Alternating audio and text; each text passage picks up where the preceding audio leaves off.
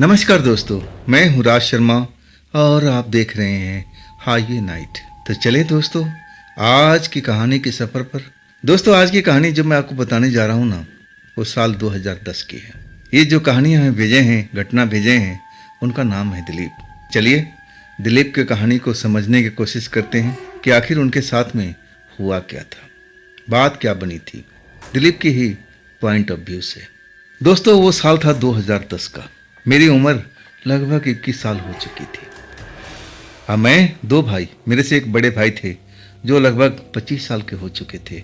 उनके रिश्ते की बात चल रही थी और कुछ दिन में फैसला हो जाना था। वैसे कई जगह से रिश्ते आए थे, लेकिन मेरे माता पिता अब सोच रहे थे कि किनके साथ में अब रिश्ता किया जाए। अभी फाइनल नहीं हुआ था और उस टाइम हमारे खेतों में फसल भी लहलहा रही थी। हाँ, मैं किसी काम से अपनी बहन के घर गया था। मेरी एक बहन भी थी जिसकी शादी हो चुकी थी। उसने कोई काम के सिलसिले में मुझे बुलाया था। अब वहाँ पर 3-4 दिन लग चुके थे। अब ज़्यादातर जो मेरे भाई थे वही खेत में रात को रखवाली करते थे। फसल तैयार हो चुकी थी और अगर ना जाए तो फसल में नुकसान भी हो सकती है। लेकिन जब आया ना तो भाई का चेहरा देख करके मैं ज़रा शौक में पड़ गया। ये तो हंसता मुस्कुराता चेहरा था। हर बात पर खिलखिलाते थे, हंसते थे, मजाक करते थे, लेकिन ये तो उदास बैठे हुए। मुझे कुछ समझ में नहीं आया कि ये भाई मेरा है कि कोई दूसरा है। मैं अपनी माँ से पूछने लगा कि भैया के साथ किसी के झगड़ा तो नहीं हुआ है।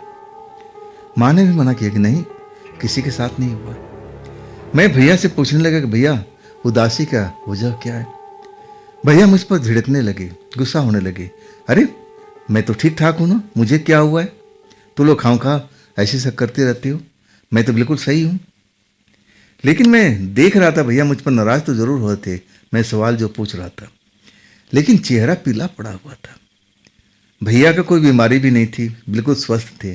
आज 3-4 दिन तो हुए मुझे इस घर से गए हुए।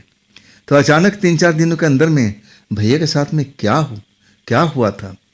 मैं माँ से पूछ रहा था कि माँ भैया तबीयत खराब हुई थी क्या? तब वो कहने लगी नहीं बेटा ऐसी बात नहीं, लेकिन मैं भी नोटिस कर रही थी कि भैया तेरा बिल्कुल सुस्त पड़ा हुआ है। मैं भी पूछी तो सही से जवाब नहीं दे रहा है। जरूर उसके साथ में कुछ हुआ तो नहीं बेटा? माँ भी संदेह कर रही थी। उन टाइमों में हमारे गांव में कुछ ऐसे केस हो चुके थे जो मैं सुन करके कांप जाता था। हमारे खेतों के आगे में अब एक नदी थी, छोटी सी नदी, और वहाँ शमशान घाट था। हमारे गांव के अधिकांश खेत उसी के आसपास में थे और सब लोग अपने खेत की रखवाली करने जाते थे। अब वहाँ पर कुछ महीना पहले एक नौजवान लड़के के साथ में भी ऐसा हुआ था। अब उसको एक सुंदर लड़की रात को रास्ते में मिल जाती है, दोस्ती हो जाती है और बहला फुसला करके नदी के किनारे ले जाती है, शमशान वाली जगह पर। फिर उसको नदी में धकेल करके मारना चाहती है। लेकिन लड़के में अब दम था, अभी भाग्य साथ दे रहा था। उस टाइम पर खेत के लोग उसकी आवाज़ सुन लिए। जब वो चीख रहा था, चिल्ला रहा था, मदद के लिए गुहार लगा रहा था, तभी जो खेतिहर लोग थे खेतों में अब आराम कर रहे थे, फसलों की रखवाली कर रहे थे, अब वो दौड़ते हुए चले गए थे। तब जाकर उनको कुछ दिखाई नहीं दिया। देख रहे हैं कि लड़का नदी के अंदर खड़ा है, पानी थोड़ा सा है उसमें जहाँ पर किनारे पर, और वो निकल नहीं पा रहा है।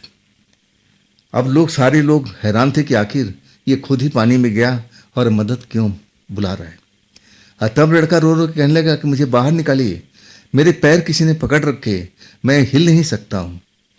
अब लोग बाग अब उसकी बात सुन करके थोड़ा दहशत में हो जाते हैं, ऐसा कैसे हो सकता है, आज तक हमारे गांव में आसपास ऐसा कुछ नहीं हुआ। तब लोग जाते हैं मदद करने के लिए। अब उसको उठाते हैं तो बड़ी मुश्किल से उस नदी से निकल पाता है। अब फिर आगे जो दास्तान बताता है ना, लोग बाग और डर जाते हैं। वो लड़की खूबसूरत थी और एक नज़र में देखते ही मेरे से दोस्ती हो गई थी और मुझे प्यार की जाल में बहला करके फुसला करके इस नदी किनारे ले आई थी। अब मुझे पानी के अंदर आने के कही, खुद पानी के अंदर गई और उसी टाइम मुझे मारना चाहा। तब मैं चिल्लाने लगा, तब आप लोग आ गए, ऐसी वजह से वो भाग गई। लेकिन वो पानी के अंदर में थी। पानी के अंदर छिपी हुई थी, मेरा पैर को पकड़ रखी थी। सारे लोग दहशत में भर चुके थे। जितनी मुंह उतनी बात। अब लोग तो देख नहीं पाए थे, लेकिन अंदाजा लगा रहे थे कि जरूर यही शमशान के रहने वाली कोई दुष्ट आत्मा है जो अब यहाँ पर लोगों को जीना हराम कर रखी है। खैर, वो उस बात को अब महीना 1.5 महीना बीत चुका था और तभी ये भैया का घटना हुआ था। तो हमारा डरना स्वाभाविक था ही, और मैं भी डर चुका था। कहीं उस चुड़ैल का आमना सामना तो भैया का नहीं हो गया, कहीं भैया उसके जाल में तो नहीं फंस गए। मन में बड़ा संदेह था। रात हुई तो भैया खाना थोड़ा बहुत खाए, अब ज़्यादा वो भोजन भी नहीं कर रहे थे। माँ और मैं भी कह रहा था, भैया रोटी और ले लीजिए, आप तो 2 ही रोटी खाए, इतने में क्या होगा। तब कहने कि मुझे कितना खाना है मुझे पता है ना, मैं बस 2 ही रोटी खाऊंगा। अनमने भाव से खाए, मेरा शक गहराता जा रहा था। और तब मैं कहा कि भैया आप खेत में नहीं जाओगे, आज मैं जाऊंगा। मुझ पर भड़क गए, नाराज हो गए, जबकि मेरे साथ में कभी उनकी लड़ाई झगड़ा नहीं हुआ। मैं जितना कहता कि नहीं भैया आप नहीं जाओगे, माँ भी कह रही थी देख तेरी तबीयत ठीक नहीं लग रही है, तो घर पर आराम कर, लेकिन वो किसी की बात नहीं सुन रहे थे। जैसे जीत में हो, धुन में सवार हो, और कह रहे कि नहीं मुझे जाना है तो जाना है, मैं बोल दिया ना, मैं जा रहा हूँ तो जा रहा हूँ, किसी को आने की जरूरत नहीं है वहाँ पर। सही मायने में मेरा जो शक था अब पक्का होने लगा कि भैया के साथ में कोई चुड़ैल खेल तो नहीं खेल रही है। भैया की हालत भी खराब हो रही है, चेहरा पीला पड़ा हुआ है, कमज़ोर दिखाई दे रहे हैं, और ऊपर से अब उनकी शादी भी होने वाली है। कहीं मामला हाथ से निकल ना जाए, भैया के साथ कुछ हो ना जाए। मैं भी डरा हुआ था, और जब मैं अपना शक अपने पापा पर, अपनी माँ पर जाहिर किया तो वो लोग भी डर गए थे और कहने लगे दिलीप अब तू ही कुछ कर, देख अपने भैया के पीछे जा, छुप छुपा करके देख तेरे भैया खेत में कहाँ जाता है, मचान पर जाता है या फिर कहीं और जाता है, उस पर तू नज़र रख। अब मैं तो खुद ही सोच लिया था कि आज मैं भैया के पीछे जाऊंगा। जब भैया खेत में चले जाएंगे और तब मैं उनका पीछा करते हुए जाऊंगा, देखता हूं कि भैया क्या क्या गुल खिलाते हैं, कहाँ रहते हैं, मचान पर रहते हैं या फिर कहीं और जाते हैं। भैया के जाने के बाद आधा घंटा का बाद मैं भी अब तैयारी होकर के घर से निकल लिया था। मेरे माँ बाप डरे भी थे और कहने लगे दिलीप संभल के बेटा, तुम दोनों मेरे लाल हो, अब देखो एक के साथ में अब तुम बता रहे हो कि ऐसी संभावना है, बेटा तुम भी बच के रहना। माँ बाप थे, डर तो लगता है। और मेरे पिता भी कहते थे कि बेटा मैं भी चल रहा हूँ। उनकी तबीयत उस टाइम सही नहीं थी, इसलिए मैं मना कर दिया कि नहीं पिताजी आप घर में बैठो, मैं जवान हो चुका हूँ, मैं संभाल लूँगा, जो होगा मैं खुद ही देख लूँगा, आप चिंता मत करो। मैं जब घर से निकला तो गांव के लोग अधिकांश घरों में अब सो रहे थे। बिल्कुल कोई आवाज़, कोई ऐसी चीज़ महसूस नहीं हो रही थी। हाँ, मैं अपने खेत की तरफ निकल पड़ा था। मेरे पास में छोटी टॉर्च थी, एक डंडा था, यही मेरा हथियार था। ऐसी को लेकर हम खेत में जाया करते थे और भैया के पास में भी था। अब वो तो खेत में पहुंच गए होंगे, क्या पता मचान में सो रहे होंगे। सबसे पहले मैं अपने खेत में पहुंचता हूं, बिल्कुल दबे पाँव, जैसे भैया को आहट तक न लगे। जब मैं मचान पर देखता हूं तो मचान पर भैया है ही नहीं, मचान बिल्कुल खाली पड़ा हुआ है। अब मेरा जो शक है ना बिल्कुल पक्का हो चुका है कि जरूर भैया के साथ में कुछ चल रहा है, कोई ना कोई बात जरूर है। भैया कहाँ हो सकते हैं।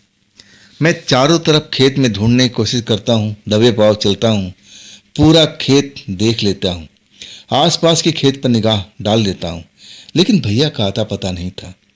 चांदनी रात थी, इसलिए मुझे थोड़ा दूर का भी नज़र आ रहा था। और भी मचाने थी, लेकिन हर मचान पर कोई ना कोई जरूर था, वो नज़र आ रहे थे। मैं कहने लगा कि हर मचान पर लोग हैं, तो आखिर भैया मेरे कहाँ गए। मैं अब सोच में पड़ चुका था कि मैं अब क्या करूं, कहाँ जाऊं, कहाँ भैया को ढूंढूं। और तभी वो 1-1.5 महीने पहले वाला घटना मुझे याद आ गया था।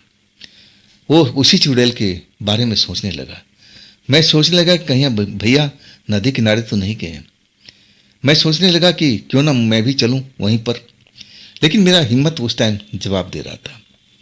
मेरी दहशत भर चुकी थी। जब भैया को अपने खेत में नहीं पाता हूँ ना मचान में पाता हूँ, ना आसपास के किसी मचान में उनको देखता हूँ, तो डरना स्वाभाविक था। डर चुका हूँ, हिम्मत जवाब दे रहा है। मन करा कि नहीं, अकेले नहीं, किसी को साथ में लेकर चलना चाहिए। आखिर मैं अब दूसरे मचान में पहुंचता हूँ। मचान वाले को उठाता हूँ तो भी डर जाता है। कौन कौन, बड़ी मुश्किल से मैं अपना परिचय देता हूँ, तब वो जैसे डर उसका कम हुआ। उसको लगा कि कोई भूत आ चुका है। लेकिन जब मैं समझाता हूँ कि मैं हूँ दिलीप, तब वो कहता है कि हाँ बोलो भाई, बात क्या है, अब कैसी मदद चाहिए। हाँ मैं बताता हूँ, तो वो भी डर जाता है। नहीं भाई नहीं, मैं तो हरगिज नदी किनारे नहीं जाऊँगा। हाँ तब मैं समझाता हूँ कि देख भाई, मेरे बड़े भाई के सवाल है, अगर तुम्हारे साथ में अब तुम्हारे परिवार में कोई घटना होगा तो हम लोग साथ नहीं देंगे तो कौन देगा। बड़ी मुश्किल से उसको राजी किया। फिर दूसरे मचान पर, तीसरे मचान पर सबको उतारता हूँ, वही बात कह करके। हाँ तब हमारा लोग साथ देने के लिए अब चल देते। अब मैं अकेले नहीं, मेरे अलावा 3 लोग थे। तीनों के हाथ में लठ, टॉर्च, सब कुछ मौजूद था। दबे पांव चलते हुए हम नदी के किनारे पहुंचते थे। आसपास देखने की कोशिश करते हैं, लेकिन भाई साहब कहीं भी नजर नहीं आ रहे। अब हम लोग चारों के चारों अलग अलग दिशा में देख रहे हैं, ढूंढने की कोशिश कर रहे हैं। तभी एक नौजवान को मेरे भाई दिखाई दे देते हैं। अब एक झाड़ी थी, झाड़ी के अंदर में अब अकेले बैठे हुए। अकेले कर क्या रहे उस झाड़ी के अंदर में। जब वो इशारा करता है कि हाँ यहाँ पर तुम्हारा भाई है, तब मैं दौड़ता हुआ आता हूँ। मैं भी देखता हूँ कि भैया झाड़ी के अंदर बैठे हुए हैं और कपड़ा उनका ऊपर का उतरा हुआ है, नीचे रखा हुआ है, और वहाँ कोई दिखाई नहीं दे रहा है। मैं आश्चर्य में पड़ जाता हूँ कि भैया को यहाँ क्या सूझा है, यहाँ कर क्या रहे हैं नदी के किनारे झाड़ियों के पीछे, मामला क्या है। मैं भैया को अब आवाज देता हूँ, लेकिन भैया तो जैसे मेरी बात को सुन नहीं रहे हैं। अचानक हम लोग चारों के चारों भैया के पास पहुंच जाते हैं, उनको झिझोड़ते हैं, लेकिन जैसे अपने होश में नहीं हो। वो देखते जरूर हैं, हमें देख कर पहचानने की कोशिश करते हैं, लेकिन पहचान नहीं पाते। उनका दिमाग उस टाइम काम ही नहीं कर रहा था। अचानक पानी में कुछ हलचल दिखाई दी। जब हमारी सबकी निगाहें पानी की ओर जाती है तो हम देख करके खौफ में भर जाते हैं। जैसी लड़की अब हमने घटना सुना था, अब वैसी ही एक सुंदर लड़की पानी में जा रही थी। वो पानी में चल रही थी, उसकी छप छप की आवाज सुनाई पड़ रही थी। चारों के चारों लोग हम समझ गए थे कि मामला क्या था। ये लड़की यहीं पर मौजूद थी, लेकिन हम लोग को नजर नहीं आ रही थी। जब हम भैया के पास पहुंच गए ना, तब वो हमारी नजर में तो ऐसी नहीं आ रही थी, वो पानी के अंदर उतर चुकी थी। भैया को हम लोग उठा के लाए, कंधों पर टांग करके। भैया जैसे बेहोशी की हालत में थे। अब मचान खेत में कौन जाता है, सीधा घर पर हम लौटते हैं। घर में माता पिता देख करके हाय तौबा मचाने लगते हैं। अब हम कहते हैं कि डरो मत, आप लोग शांत रहो, और अपने एक दोस्त के बोलता हूँ कि फलाने बाबा को बुला के ले आओ जो झाड़ फूक करते हैं। हमारे गांव में इकलौता वही बाबा थे। उसी रात में जा कर के उनको उठा कर लाया जाता है और बाबा झाड़ फूक करना शुरू कर देते हैं। और आखिरकार भैया के जिस्म में हरकत होने लगती है, बड़ी बड़ी आंखें कर लेते हैं और झूमने लगते हैं। कहते हैं कि तुम लोग जानते नहीं हो किससे पाला पड़ा है। लेडीज की आवाज, मैं इसको अपने साथ लेके जाऊंगी, अब मैं इसको छोड़ने वाली नहीं हूं, चाहे लो तुम कुछ भी कर लो। लेकिन जो बाबा थे झाड़ फूक कर रहे थे, वो भी पहुंचे हुए थे और वो कह रहे थे कि तेरी औकात क्या है, मैं जहां पर आ जाता हूं अब तुम्हारी जैसी चुड़ैल भाग खड़ी होती है, तुझे भी भागना पड़ेगा। तू भी इसका शरीर छोड़ और यहां से गायब हो जा। दोबारा इसको सताने की कोशिश मत करना, ना इसके नज़दीक आने की कोशिश करना। लेकिन उसी चक्कर में पूरी रात निकल चुकी थी। आखिरकार उस चुड़ैल से निजात मिली जाकर के सुबह में। तब वो बाबा बोले कि अब डरने की आवश्यकता नहीं है, लेकिन अपने भाई को खेत में जाने मत देना कुछ दिनों तक, जब तक मैं ना कहूं। अब वैसे ही किया गया। भैया का होश ही नहीं था। हाँ, जब होश में पूरा आ चुके थे, तब मैंने उनसे पूछा था कि भैया बात क्या थी, कैसे आप उस चुड़ैल के चक्कर में पड़ गए। भैया कहने लगे कौन सी चुड़ैल, मैं चुड़ैल के चक्कर में क्यों पड़ूंगा, मैं तो किसी चुड़ैल की जानता तक नहीं। अब वो मना करने लगे थे। तब मैंने खोद खोद के पूछा, अरे छोड़ो ना चुड़ैल को, आपको किसी लड़की से मुलाकात हुई थी खेत में? तब वो शर्मा गए थे। कहने लगी, हाँ छोटे, एक लड़की तो आई थी पानी पीने के लिए, कह रही थी कि मैं बहुत प्यासी हूँ। मुझे उस पर दया आ गया था। देखने में नौजवान थी, सुंदर भी थी, और मैं कहूँ ना कि मैं अब उसको देखता रह गया था। ऐसा लगा कि कहीं प्यार ना हो जाए, इतनी सुंदर थी। मैं मचान से उतर करके और उसको पानी दिया। तब ना जाने मेरे साथ क्या हुआ था, मुझे कुछ याद नहीं। फिर मैं अपने आप को मचान पर पाया था। मुझे लगा कि वो सब मैं सपनों में देखा था, ऐसा नहीं हुआ था। और मुझे उसके बाद उस लड़की से कभी मुलाकात नहीं हुई। मैं सारा खेल समझ गया था। मैं समझ गया था कि उसी चुड़ैल के बस में थी। जब वो चुड़ैल रात हो जाती थी, भैया मचान पर जाते थे और भैया को खुद ही उठाती थी और नदी के किनारे उसी झाड़ी के अंदर चली जाती थी। भैया के साथ ना जाने क्या करती थी।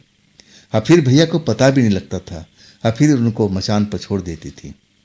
अगर मैं उनको पहचानता नहीं, जब उनका चेहरा पीला पड़ा था, तो मैं भी शायद देर कर देता। लेकिन मैं पहचान चुका था। मैं भैया का नस नस से वाकिफ था। उनका हंसता मुस्कुराता चेहरा हमेशा खिला रहता था और वो बिल्कुल शांत हो चुके थे। एक नज़र में पहचान गया कि कोई ना कोई अब भैया के साथ में खेल हो गया, या तो बीमार पड़ गए हैं या फिर इनके साथ में कोई और बात हो गई। आखिरकार भैया सही हो चुके थे। भैया की शादी भी हो गई, मेरी भाभी आ गई थी। मैं तो अब डराने की कोशिश करता था भैया को कि भैया खेत पे चले जाओ। भैया डर जाते थे। कहते थे कि नहीं, ना तो मैं जाऊंगा और ना तू जाएगा छोटे, कोई नहीं जाएगा खेत पर, जो होगा देखा जाएगा, फसल जितनी मिलेगी हम उसी में संतुष्ट रहेंगे। तो ये थी आज की भेजी हुई कहानी दिलीप जी की। ये कहानी आपको कैसी लगी कमेंट में ज़रूर बताइएगा। और आपके पास में ऐसी कोई घटना है जो आप मुझे बताना चाहते हैं, तो आप मुझे इंस्टाग्राम या मेरे व्हाट्सएप नंबर पर अपनी घटना को, अपनी कहानी को आप मुझे शेयर कर सकते हैं। दोस्तों, ये भी चैनल आप ही का है, तो इसको भी अपना प्यार दीजिए, लाइक कीजिए, सब्सक्राइब कीजिए और अपने दोस्तों को शेयर कीजिए। और फिर हम मिलते हैं कल की रात इसी चैनल पर, इसी टाइम में। आप लोग अपना ख्याल रखिएगा। नमस्कार।